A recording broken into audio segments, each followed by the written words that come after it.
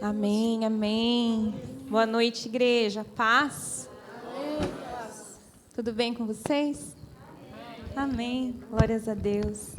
Vamos orar mais uma vez antes da palavra ser ministrada. Papai, nós louvamos aqui, dizendo que a glória é sua. Papai, um dia o Senhor estava através de seu filho com os discípulos, e Jesus perguntou: quem dizem que eu sou? E Pedro respondeu: tu és o Cristo, o Filho do Deus vivo. E ele só soube disso porque o Espírito Santo revelou isso a ele. E nessa noite, Pai, nós clamamos para que o teu Espírito Santo continue a ministrar, Pai, ao nosso espírito, ao nosso entendimento, ao nosso coração. Porque nós queremos te conhecer, Pai. E nós clamamos para que o Senhor se revele um pouco mais nessa noite ao nosso entendimento. E eu quero te convidar a repetir comigo essa oração, declarando assim: Senhor, tu tens liberdade para ministrar ao meu coração, para transformar o meu entendimento à luz da tua palavra. Em nome de Jesus, amém. Amém. Amados, eu convido os irmãos para abrir a palavra no livro de 1 Crônicas, capítulo 13. O Senhor gerou essa palavra no meu coração, no meu espírito, desde o ano passado, e ela tem queimado em mim, no meu coração. Ela trouxe transformação no meu relacionamento com o Senhor. Essa palavra foi ministrada no último encontro dos jovens e adolescentes, então alguns vão ouvi-la novamente. E quando o Pai fala mais de uma vez com a gente, é porque na primeira vez a gente não ouviu, não obedeceu. Então, se você já ouviu, preste um pouco mais de atenção dessa vez. Abra o seu coração, o seu entendimento, não para mim. Eu sou só um vaso, sou só um instrumento que o Senhor está usando nessa noite. Abra o seu coração para o que o Senhor, o que o Espírito Santo quer trazer para você, quer ministrar o seu coração. Amém? Então, 13:1 de 1 Crônicas,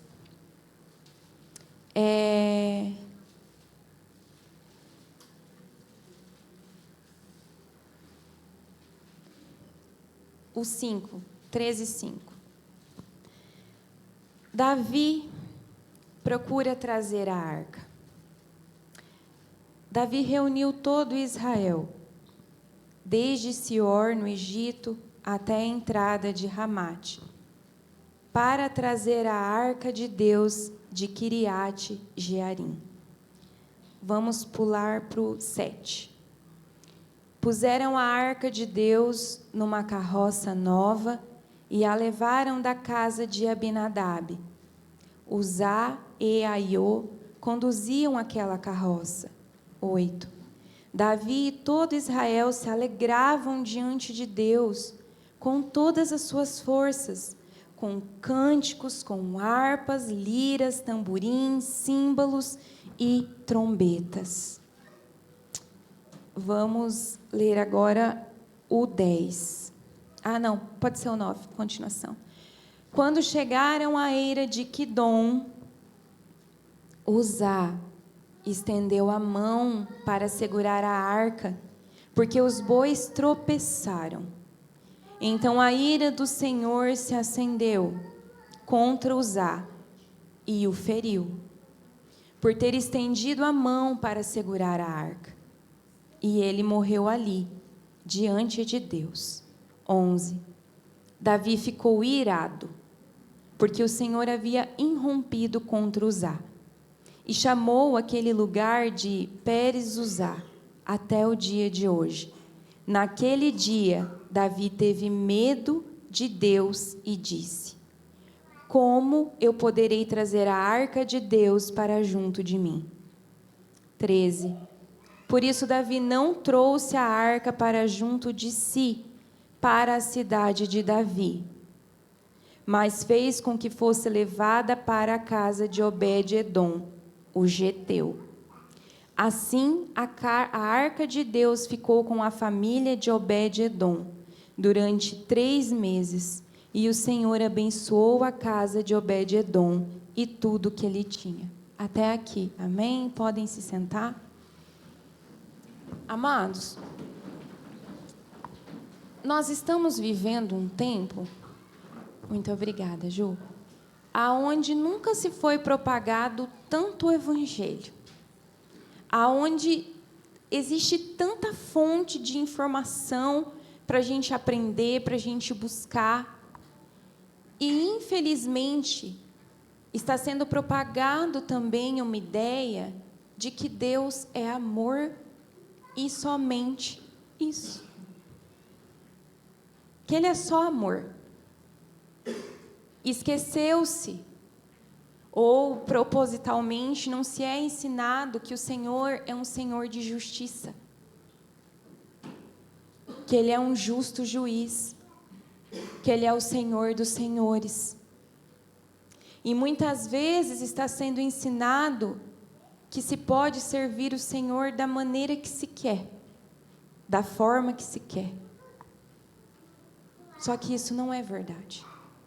Isso é o que a palavra nos mostra. Então Davi tinha a intenção correta, a intenção linda de trazer a Arca da Aliança para a sua cidade, para a cidade de Davi. Essa foi uma das primeiras coisas que ele se atentou em fazer, assim que ele foi escolhido, entronizado rei. A arca ficou esquecida, negligenciada durante todo o reinado de Davi, de Saul, que durou 40 anos.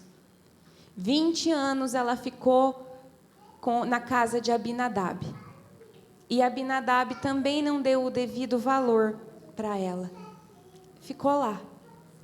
Só que a Arca da Aliança, ela não era somente um símbolo da presença de Deus. Como, por exemplo, na ceia, onde nós temos o símbolo do corpo e o sangue de Cristo.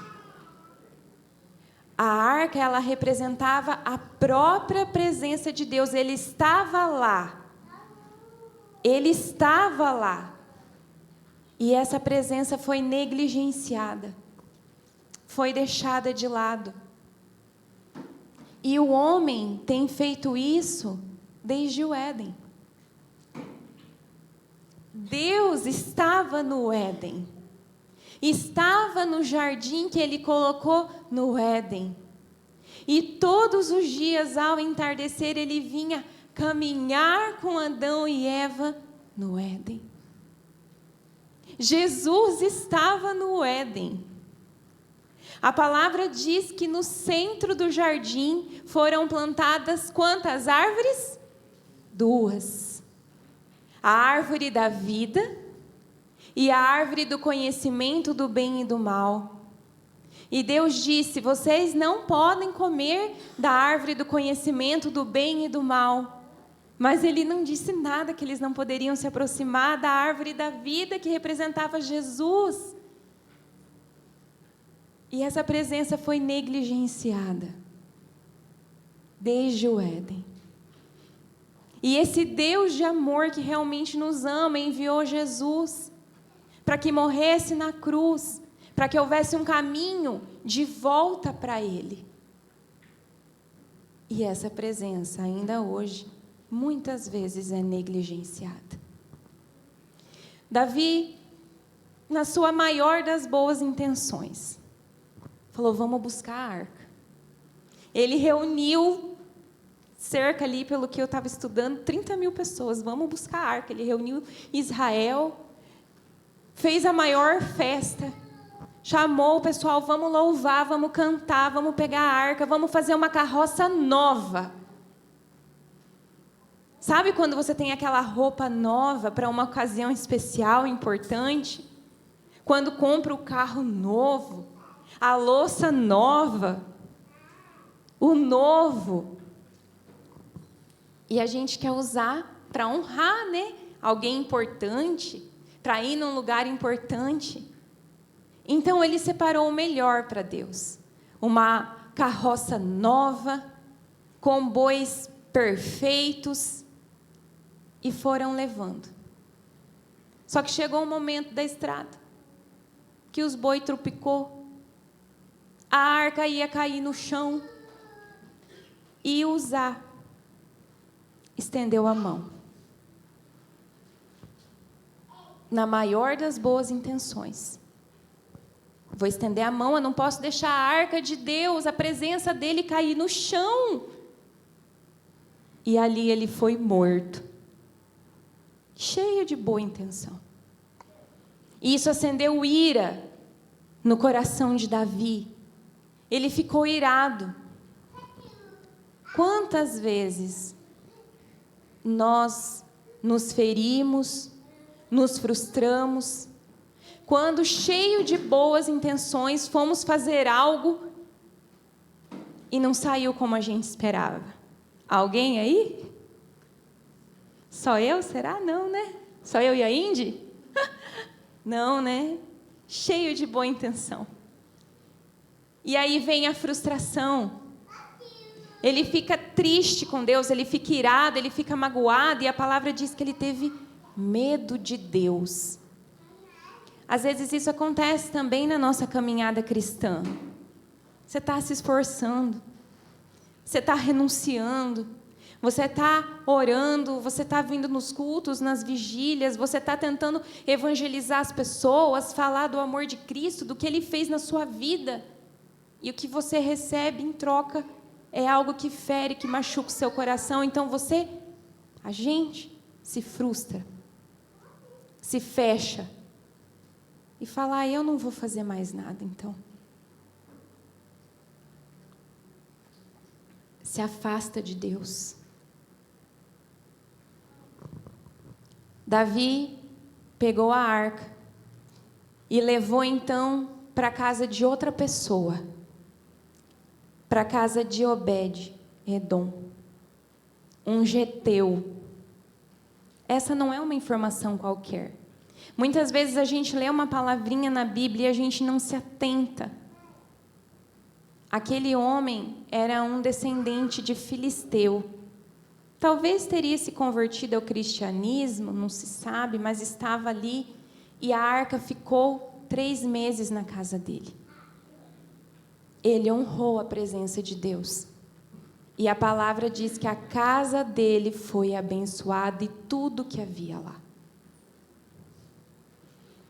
E aí, às vezes, quando a gente está cheio de boa intenção e a gente leva uma queda, e aí você está lá, ferido, triste, a vida não para, né? O que aconteceu com Davi? Ele teve esse tempo, ele foi chorar, tudo bem? Não, gente, veio guerra. Veio guerra para ele ter que enfrentar.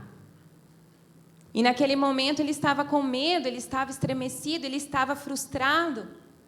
E acredito eu que às vezes até a credibilidade dele, porque todas as pessoas que foram e estavam olhando viram o que aconteceu. Viram que tinha alguma coisa errada, porque Uzá morreu. O que Davi está fazendo de errado? E isso a gente tem que ter muito cuidado, porque às vezes, quando a gente vê que uma liderança, que está acontecendo alguma coisa que não está muito legal, que não deu muito certo, a primeira coisa que a gente faz é julgar esse líder, essa liderança. Com certeza Davi foi julgado por muitos, mas ele não tinha tempo, porque a guerra veio. Ali no 14:1, diz assim: Irão, rei de Tiro, enviou a Davi mensageiros, madeiros, cedro, pedreiros, carpinteiros, para lhe construírem um palácio. No 3. Davi tomou mulheres, teve filhos e filhas, e na sequência, no 8. Quando os filisteus ouviram que Davi tinha sido ungido rei sobre todo Israel, subiram todos para prendê-lo. Quando soube disso, Davi saiu contra eles. Mas os filisteus vieram e investiram contra ele no vale dos Refaíns. E aí o que Davi fez? Ele consultou a Deus. Mesmo ele estando com medo, ele estando frustrado, ele estando ferido, ele não tinha entendido o que tinha acontecido ali, a palavra diz que ele consultou a Deus. No 10 diz assim: então Davi consultou a Deus dizendo: eu devo atacar os filisteus? Tu os entregarás nas minhas mãos? E o Senhor respondeu: vá, porque eu os entreguei nas suas mãos. Então Davi foi até Baal-Perazim e os derrotou ali. Deus responde Davi. Amados, não é porque a gente cometeu um erro que Deus, olhando para o nosso coração e vendo que a gente tinha boa intenção ou que a gente fez aquilo sem um entendimento, que Ele vai se virar para sempre, que Ele vai nos abandonar. Não. Quando nós cometemos erros, sim, Ele vai nos corrigir, mas é porque Ele é um Pai que nos ama. No 14 diz assim, 13, os filisteus tornaram a subir e fizeram uma nova investida no vale. De novo Davi consultou a Deus e este lhe respondeu: não vá atrás deles, mas rodeie por detrás deles e ataque-os por diante das amoreiras. Quando você ouvir um barulho de marcha pelas copas das amoreiras, saia para a batalha. É Deus que saiu à sua frente para atacar o exército dos filisteus. E Davi fez como Deus lhe havia ordenado e atacou o exército dos filisteus desde Gibeão até Gézer. Assim, a fama de Davi se espalhou por todas aquelas terras, e o Senhor fez com que todas as nações tivessem medo dele. Deus, Ele não só responde quando nós perguntamos, mas Ele nos dá estratégias para nós vencermos situações que a gente nem imagina. Algumas tão grandes e graves como uma guerra, outras tão simples. Eu vou contar um breve testemunho. A gente estava com um problema lá em casa desde o ano retrasado. A gente tem uma árvore bem grandona lá na frente de casa, umas 7 copas, que faz uma sombra maravilhosa. E ela solta folha só no inverno, mas também solta tudo. A gente cata uns 2 bags de folha dela. E aí, na época agora, do final de ano, apareceu umas bênçãos de umas maritacas. E as maritacas começou a cortar todas as folhas das árvores verdes, gente.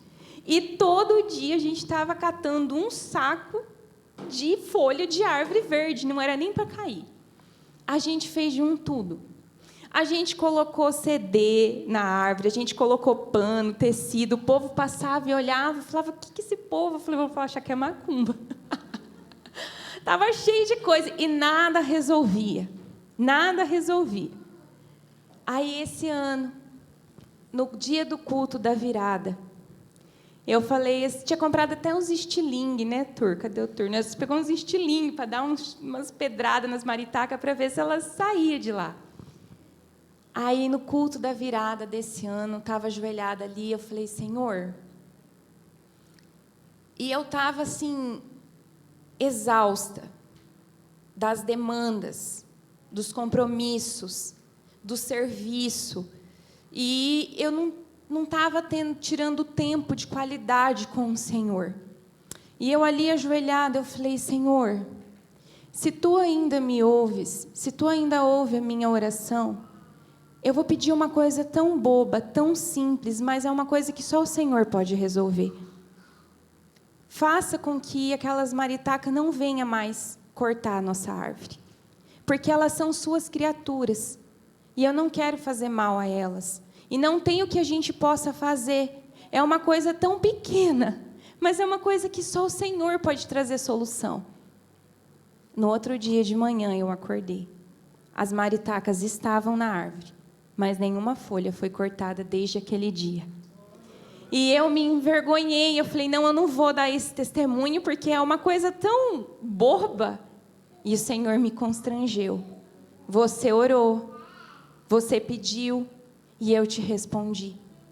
Então, às vezes a gente acha que a gente vai consultar a Deus só quando já está tudo perdido, que a gente não tem mais para onde correr, que a gente não tem uma esperança de nada.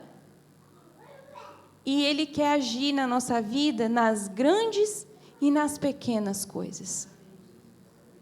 Eu já orei e pedi para o Senhor me ensinar a fazer bolo, porque eu casei e eu não sabia fazer. E o Hermes saía de casa e eu fazia um bolo, eu fazia 2, eu fazia 3, eu jogava tudo fora. Às vezes o quarto ficava meia boca. E o Senhor me ensinou a fazer bolo. Então, amados, a gente não pode pensar que Deus não ouve as coisas mais íntimas e mais pequenas do nosso coração. Não importa o momento de vida que nós estejamos, toda vez que nós buscarmos Ele de todo o nosso coração, Ele vai nos responder assim como Ele respondeu a Davi. E como o Senhor foi respondendo a Davi, creio eu que Ele começou a se perguntar: mas o que deu de errado para trazer a arca da primeira vez? O que aconteceu? Porque alguma coisa aconteceu e a culpa não é de Deus.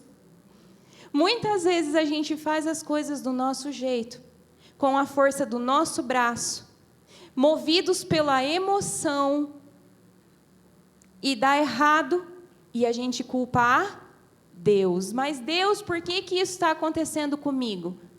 E, na verdade, é uma consequência de algo que a gente nem perguntou para Ele, se Ele queria que a gente fizesse, ou como Ele queria que fosse feito. E aí, Davi, então, eu creio que foi ler, foi procurar, foi averiguar o que está acontecendo. E ele entendeu que ele tinha feito errado.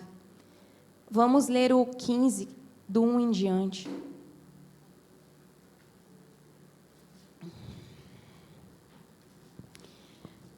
Davi fez também casas para si, mesmo na cidade de Davi, para si mesmo, na cidade de Davi. E preparou um lugar para a arca de Deus, e lhe armou uma tenda. Então ele disse: olha a resposta, por que deu errado na primeira vez. Ninguém pode levar a arca de Deus, a não ser os levitas, porque o Senhor os escolheu para levarem a arca do Senhor e os servirem para sempre. Amados, aonde que a arca foi levada pela primeira vez? Em carroça. Por 2 homens que não eram sacerdotes, nem levitas, eram homens bons, mas não tinham sido designados, não tinham a autoridade necessária para desempenhar aquela função. Nós, como líderes, e todos nós somos líderes, alguns têm mais pessoas que estão debaixo da sua autoridade, outros menos pessoas. A gente tem que ter muito cuidado para não colocar pessoas em tarefas que elas não estão habilitadas para realizar, porque isso vai ferir as pessoas e vai atrapalhar que as atividades propostas sejam realizadas da maneira correta. E isso começa desde dentro de casa. Eu não posso esperar que o Arthur desempenhe as mesmas atividades que a Lavínia, porque eles são diferentes e eles têm idades diferentes. E isso é algo que a gente tem que ter para a nossa vida, em todas as áreas. 3. Davi reuniu todo Israel em Jerusalém para trazer a arca do Senhor para o lugar que ele havia preparado para ela. Davi reuniu os filhos de Arão, que são os sacerdotes, e os levitas. 11. Davi chamou os sacerdotes Zadoque e Abiatar e os levitas Uriel, Asaías, Joel, Semaías, Eliel e Aminadab. E lhes disse: vocês são os chefes das famílias dos levitas. Santifiquem-se a si mesmos e aos seus irmãos, para que possam trazer a arca do Senhor, Deus de Israel, ao lugar que preparei para ela. Pois, visto que vocês não a carregaram na primeira vez, o Senhor nosso Deus irrompeu contra nós, porque não o buscamos, segundo nos tinha sido ordenado. A arca deveria ser trazida em cima dos ombros dos homens. E nenhum homem poderia encostar, tocar na arca, porque ali estava realmente a presença de Deus. Tinham bordões de ouro quando a arca foi confeccionada. Varas, como se fossem cabos de vassoura, mas revestidos, madeira de acácia revestido de ouro, e elas eram colocadas do lado da arca para a arca ser carregada. Por mais bem intencionado que Davi estivesse, ele fez da maneira errada. Então, fazer o certo do jeito errado é errado. E vai dar errado. No 15:12, ele disse assim: santifiquem-se. Não dá para a gente querer a presença de Deus se nós não nos santificarmos. Se nós não nos purificarmos. Não dá para nós querermos vir à igreja e sentir a presença de Deus se nós não estivermos tendo uma vida de comunhão e de santificação com Ele. Se não estiver havendo renúncia, se não estiver havendo jejum, se não estiver havendo leitura da palavra diária, se não houver comunhão, não há presença. Nós precisamos nos santificar dia a dia. E Davi disse ali: vamos buscar a Ele como Ele nos tinha ordenado. Não é do nosso jeito, amados. Não é do jeito que a gente quer, que a gente pensa, que a gente acha. É do jeito que Ele nos orienta. 14. Então os sacerdotes e os levitas se santificaram para trazer a arca do Senhor, Deus de Israel. Os filhos dos levitas trouxeram a arca de Deus sobre os ombros pelos cabos, como Moisés havia ordenado, segundo a palavra do Senhor. O que Davi aprendeu com isso? O que nós devemos aprender com isso? Antes de tomar uma decisão, seja ela simples, pequena ou grande, busque a Deus. Você vai no mercado? Senhor Espírito Santo, o que eu devo comprar para levar para minha casa? Quais alimentos? Você está diante de uma pessoa que está precisando de ajuda? Senhor Espírito Santo, eu devo ajudar? Como eu devo ajudar? Mas como assim, irmã? Não é para ajudar todo mundo? Essa foi uma dura lição que eu aprendi. Foi o pastor Carlos que me ensinou. Eu queria sair ajudando todo mundo que eu via pela frente. E aí tem muitas pessoas que são pessoas de má fé. E aí eu ficava frustrada, e o meu coração fechava, e daí eu já falava, eu também não vou ajudar mais ninguém. E aí ele me ensinou, ele falou, abençoada, ore. Deixe o seu imediatismo um pouco de lado e ore a Deus. E peça para Ele te direcionar como ajudar, como fazer. Obedeça. Mesmo que não faça sentido para você e para os outros. Porque tem umas coisas que Deus pede para a gente que às vezes não vai fazer sentido mesmo. Nenhum. Nem para a gente, quanto mais para os outros. Mas obedeça. Vamos dar um exemplo? Noé. Ele construiu uma arca. Nunca tinha chovido na terra até então. Quanta zombaria que esse homem deve ter passado. Às vezes até dentro de casa. Mas está construindo uma arca. Nunca nem choveu. No seco ainda, nem perto do mar. Que esse homem está louco. Mas o dia do dilúvio chegou. E ele obedeceu. Como Deus havia mandado ele fazer. Obediência tem um preço. Ela vai custar renúncia, tempo e dinheiro. A palavra diz, e não fica bem explícito, mas que a cada 6 passos que eram dados com a arca, eram sacrificados animais. E não era qualquer animal. Eram os melhores, os puros, os sem mancha, sem machucado.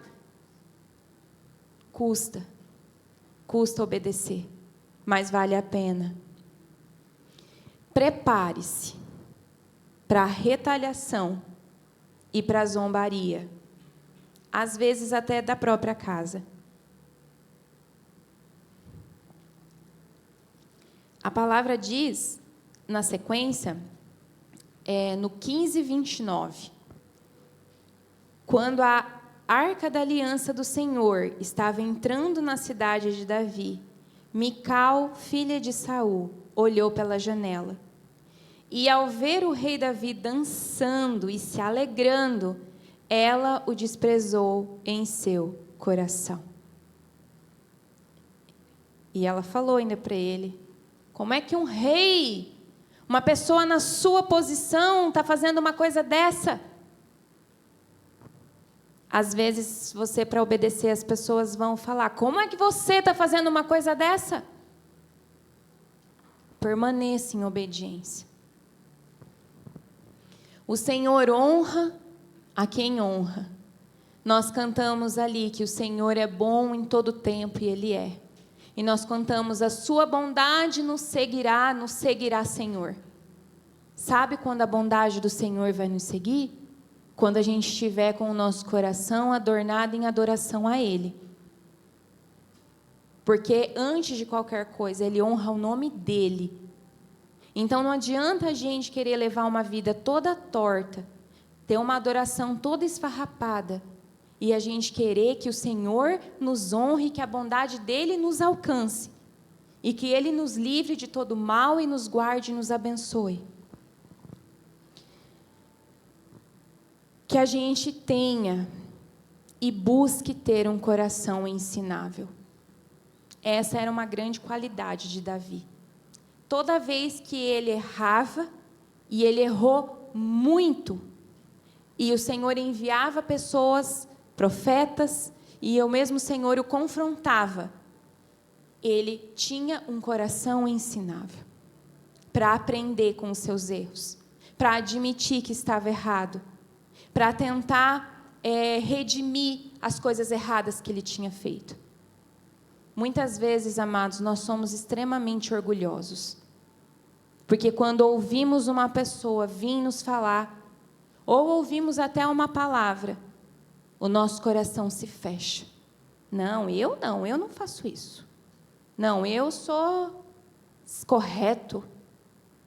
Lembra do fariseu e do publicano que estavam orando no templo? E o fariseu chegou cheio de orgulho e falou: porque eu jejuo não sei quantas vezes, porque eu dou o dízimo de tudo, porque eu.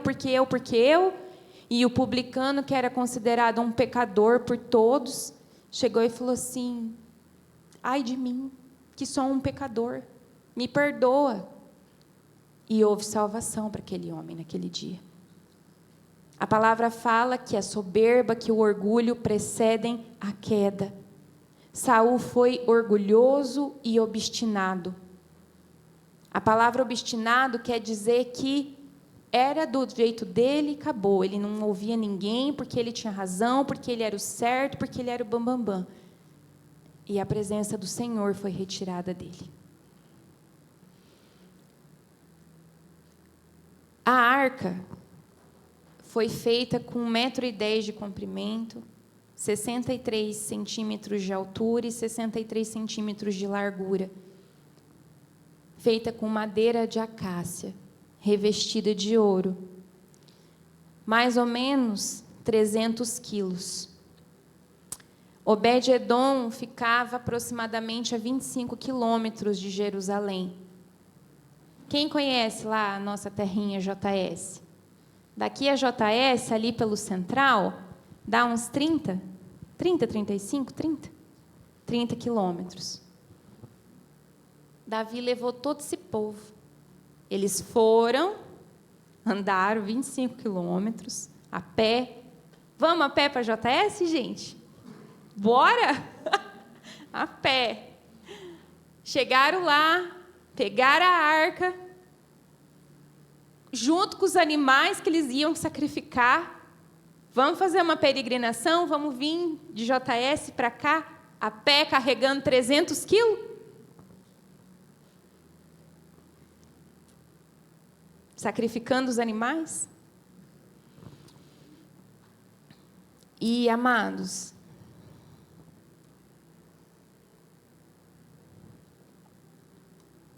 durante muito tempo eu ficava me perguntando: por que Davi, Senhor, é conhecido como um homem segundo o seu coração? O que esse homem tem? E eu entendi que o que ele tem é que para ele a coisa mais importante era a presença do Senhor. Como disse o Júlio, não é que o Senhor era a prioridade dele, o Senhor era tudo para ele. Sabe o que é triste? Naquele tempo, só podia estar no Santo dos Santos o sumo sacerdote, uma vez por ano. O povo levava os sacrifícios e ficava do lado de fora do templo. E os sacerdotes, os profetas, vinham e falavam com o povo. Mas hoje, nós somos o templo. Hoje, a presença de Jesus habita dentro de nós, de todos aqueles que o recebem como seu único e suficiente Salvador. E hoje, assim como Adão e Eva, muitas vezes nós estamos negligenciando essa presença. Porque muitas vezes nós nos importamos muito mais com os nossos relacionamentos interpessoais, com as coisas que o mundo oferece, e nós negligenciamos a presença do Senhor. Amados, a gente vinha aqui meia hora antes do culto e dobrar o joelho não é sacrifício, é privilégio.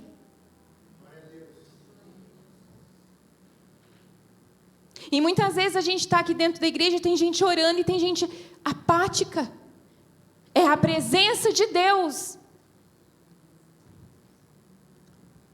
A gente vir na vigília não é sacrifício, é privilégio. A gente tem uma sala de oração que está aberta 24 horas por dia. É privilégio. Esses tempos eu estava na minha casa. E eu falei, e essa semana eu não vou lá, porque eu vou lá só para orar. A gente não mora aqui, né? Então, tem algumas coisas que são mais difíceis, gente, infelizmente, à distância. E eu estava lavando a louça. E o Senhor, muito suavemente, constrangeu meu coração e disse para mim: se alguma das mulheres lá da igreja te chamasse para ir tomar um chimarrão e comer um bolo, você não ia ir? Agora, para sair daqui só para ir lá orar e não fazer mais nada, daí você não vai? Pois eu terminei de lavar minha louça. E eu vim chorando de lá aqui e fiquei ali. E não fiz mais nada. Dali, eu fui para casa. Amados, a gente precisa ter um despertar. Porque os tempos estão cada vez mais difíceis e escuros. E o que vai nos sustentar é nós estarmos na presença do Senhor. Porque a gente é tão fraco, que se a gente falta um culto, a gente falta 2. No terceiro, a nossa carne já não quer mais vir aqui, não. A gente já quer ficar em casa. É um dia que a gente não ora, que a gente não lê a Bíblia. No segundo, no terceiro, quando vê, passou uma semana, passou um mês, passou 2, passou o ano.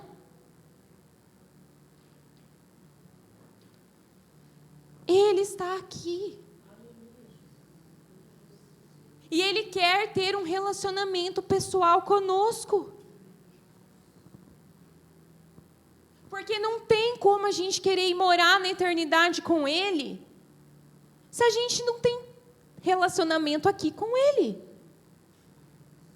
E a gente muitas vezes tem negligenciado isso.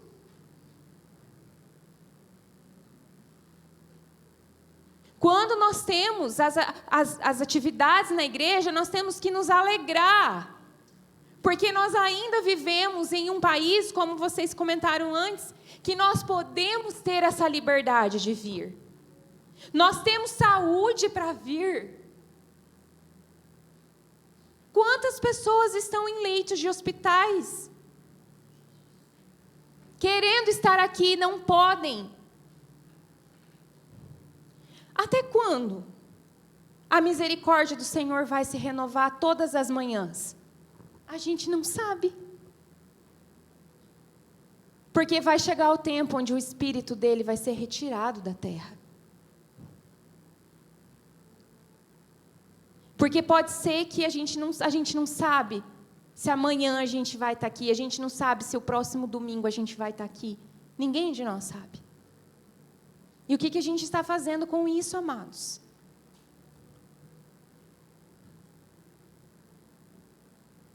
Sabe, Jesus não pode ser descartável na nossa vida. Se a gente está de pé e a gente respira e o nosso corpo funciona, é porque Ele permite. Nós precisamos ter essa consciência revelada dEle.